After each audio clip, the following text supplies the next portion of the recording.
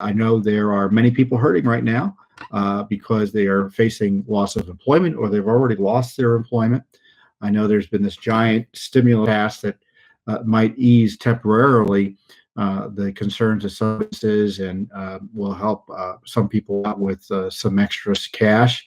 But the best way to get people whole again is to get them back to work. And I am continuously concerned about this national shutdown. I think the governors in many states are overacting, and they should allow businesses to try to get back to work where appropriate. Schools should try to get back to schooling children, and the country it can't be that the way to solve the pandemic crisis is kill our economy. The employment numbers this week, distancing, then we are facing 20 to 30 million unemployed sick. I don't want your family to get sick. But the solution to protecting people can't be destroying our economy. It just can't be. There's got to be a way of moving forward while taking care of people's health and maintaining separation or whatever steps are necessary to allow us to try to get back to work. Here in Columbia, you're threatened with jail if you violate their social separation standards or their stay-at-home orders by the mayor. And it's similar in other states. I was just outraged earlier when I saw a local official in Dallas solicit people to turn in businesses, non-essential businesses that maybe operate. I mean, is this where we've come to? And this is my perspective on things. The president last week wanted to begin to reopen the government. Reopen the country. And he got pushed back from the anti-Trump forces in the media because they attack him no matter what he does and what he said. And it's pretty clear that the public health at the federal level didn't have to happen. And so in order to convince the president to keep on pushing for a national shutdown, they came up with, and I'm going to say they made them up, but they used numbers that were dramatic, that said, even with mitigation, we're facing 100 to 240,000 deaths. Completely out of the blue, these numbers show up. We hadn't heard of this before. And so what they're telling us, so they say that in order to for him, I believe, into issuing this 30-day push, which allows states or gives states cover to keep people in their homes. But even now, the numbers aren't what they're supposed to be, in the sense that the one day they say it's 100,000 deaths, even with mitigation. Just think about that. Let's say the Chinese deaths are off by a factor of 10. So we're going to be 3 times as many people dying as defining the use of hydrochloroquine? Are they using people using masks, which would, in theory, curtail the spread? I mean, there's mitigation and there's mitigation. And if I were the president, I would be asking each and every day, what is for this continued destruction of our economy? And I want to be clear here. The CDC guidelines and the 30 days to stop the spread, there's nothing in there that's objectionable. I want you to review them. They're on the president's website, whitehouse.gov, the CDC.gov's website, see the mitigation guidelines. There's nothing in those guidelines, there's nothing in the 30-day to stop the spread analysis that says shut down everyone in your state. So these shutdowns you're facing, and I think the president should separate from this because he's not responsible for these shutdowns. The governors are making the decisions. Your governors are destroying your economies. And you've got to ask them, what is the basis for doing this? New York is in a terrible state right now. There's no doubt about that. But even in New York, it's limited to a certain area of New York. And then, of course, you have this hydrochloroquine, which is being demonstrated time and time again, and good health officials. And I ask you to pray for everyone involved here, the victims, the doctors, and yet the politicians and the officials, the government officials advising them. It must be a terrible burden and stress to have to think of handle how to handle this crisis. We should provide, pray for them so that the Lord is at least provides them wisdom and helps ease their burden in this time of stress. But we're also citizens, and our economy is being destroyed. There are real health consequences, as the president noted, to people losing their jobs.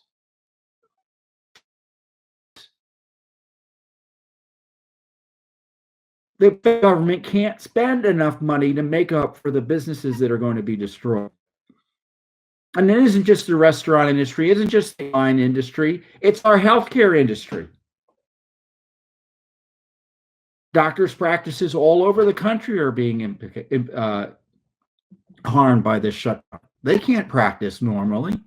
There's a state of Massachusetts, how a big healthcare system up there is laying off people. We just have to have a different approach. If I were the president, I would be saying, look, one of the consequences of the pandemic is this tendency to panic and shut down our economy. That is dangerous. So we have to do several things to protect ourselves. We got to care for the sick, sure that others aren't sickened and reasonably able to.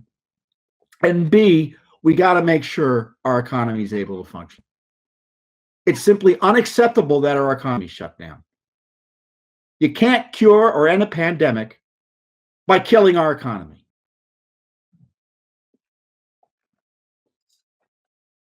And we're not allowed to question these public officials. I sent out a tweet.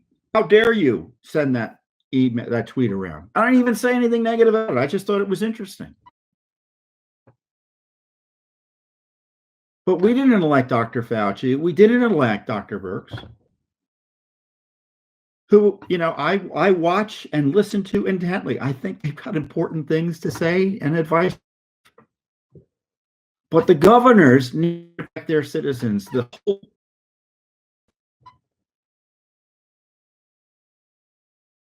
Why isn't this hydrochloroquine being deployed more aggressively is what I'd like to know.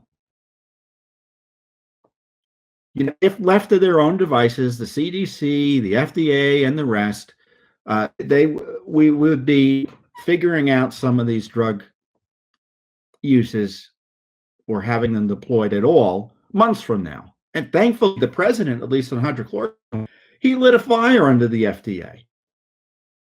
The FDA was stalling it. You had governors banning doctors from prescribing it for off-label use, even though it's perfectly appropriate. Perfectly appropriate. And the FDA said, yes, this can be used for patients outside of clinical trials. In India, they've approved the use of hydrochloroquine, or also approved hydrochloroquine for the use of asymptomatic family members of those asymptomatic household members of people with the coronavirus. So if your family member has it in India, you can take hydrochloroquine as a prophylactic. So what is the lesson there? If I were the president, I get on the horn to the FDA and say the following: we need to deploy this drug on an emergency basis to the following groups of people: frontline healthcare, including EMS and emergency personnel like police, those poor sailors and enlisted military personnel anywhere, certainly the ones on the Roosevelt, the passengers on those cruise liners down in Florida. They should all be getting this drug as a prophylactic. Will it work? No. But it is used as a prophylactic for malaria. India has approved it as a prophylactic. And given the safety of the drug. It doesn't mean there are no risks associated with taking the drug. It should be more widely deployed. And I'm not offering my advice. I see what the government did. I see what the FDA did in allowing it to use it on an emergency basis. There's evidence that it can provide prophylactic protection. So what's the holdup? And he had a doctor who's risking his life every day. He and his family has 3 doctors in his family. He's taken as a prophylactic himself. So I don't mean to belittle the point, but this is the sort of thing we ought to be pushing hard on. You walk around Washington, D.C., the city's dead. I'm sure it's dead in your jurisdiction, your town as well. Unless you're lucky enough to be in a state that is inflicted with a governor who's fearful. Look, I'm not saying the governors are doing anything malicious or malicious. I'm not saying that. But the solution can't be to destroy our economy, to raise the village in order to save it. I can't. Our healthcare system is being harmed by this shutdown. Jobs are being harmed by this shutdown. Lives are being harmed by this shutdown. And the thinking is there'll be a V-shaped recovery. I don't know the economics here. I hope it's a V-shaped recovery. What is it? It means that we were doing this, we're doing well here, right? And then the pandemic, and it went down here. And so the thinking is once released or the shutdown ends, it will go right back up. So it's an awful big risk. And in the meantime, people will have work. And if it goes straight back up, there are going to be many, many businesses who will be unable to open. Unable to open. So you can be that Judicial Watch is doing what it can to investigate this. We've got the FOIAs and thinking about the issues that you're thinking about, asking questions about, and we'll be doing that. And certainly we're monitoring the constitutional issues with these extraordinary shutdowns. This is a public experiment, folks. Never in the history of man has government completely shut down economies like this. Suppress a contagion. You're a carrier, or something like that. But once you get into shutdowns that are indiscriminate, meaning everyone has to stay at home, and long-lasting, meaning it's indefinite. In D.C., it's through April 24th. In Virginia, across the river, it's in Maryland. There's no end date. Sure, I don't know what the shutdown schedule is for your the woods. Now, Judicial Watch, we've got court deadlines to meet. I mean, so we got to work. So we're essential in that regard.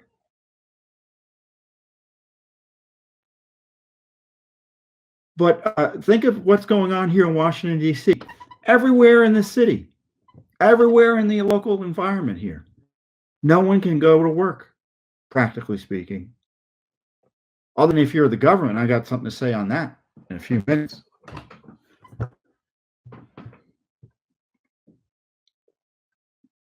Obviously, that's true. You can see from this video.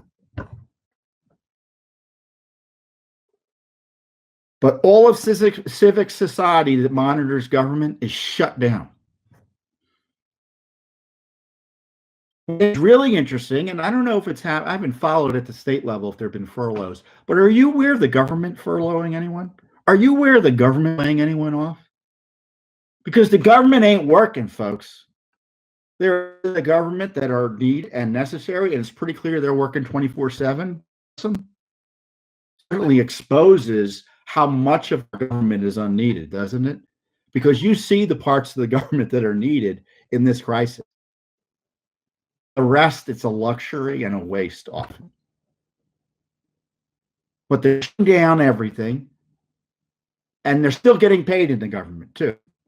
I talked about this last week. FBI has told us its FOIA office is shut down. They're still getting paid. but they're telework, and because they, quote, can't come to work, the FBI was an essential part of our government, but they can't come to work.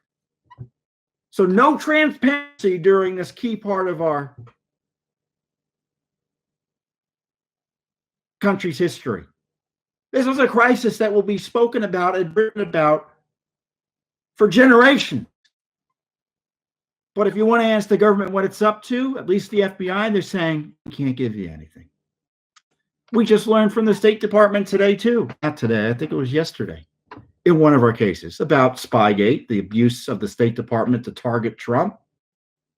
They've shut down their FOIA operation indefinitely as well. Word that any of the people who are working in the FOIA operation are getting paid or not, I bet you they are. Like I said, I'm not aware of the federal government cutting off the pay of. I tell you what, if the government had shut down its employees, one of us, we'd be back at school, we'd be back at work. And I'm not saying we go back to school at work without any sensible guidelines to protect ourselves from this pandemic. But the priority has got to be getting us back to work while protecting the public health. So the State Department has shut down its FOIA, which means we can't get anything on Joe Biden, which means we can't get anything on the Spygate abuse of President Trump, all that scandal stuff with Biden and the China connections to Biden. Wouldn't that be interesting to figure out right about now? Huh? Be allowed to mention and the virus? I'm not quite sure. In the sense that it was the result of a lab accident or something purposeful in China. But today we're saying, oh, well, yeah, that actually may have actually happened. So I track as to when I'm not supposed to say things in the anti-Trump world. And I thought of this, and I've talked about this previously in our update. A lot of this has to do with a lot of what's going on is guided by the maniacal, fanatic Trumpism of the legacy media. They hate Trump, and everything we get a week of suppression. Governors who hate Trump telling doctors they can't prescribe it in reaction. Not about the science or about the health of the public. Oh, no. I'd like to know how many lives will have been lost as a result of the media oppression and attack, and frankly, the bureaucratic attack on the use of this hydrochloroquine and the associated Z-Pack approach.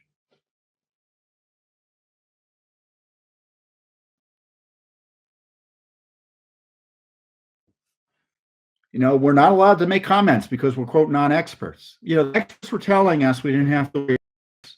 The experts were telling us we didn't have to wear masks.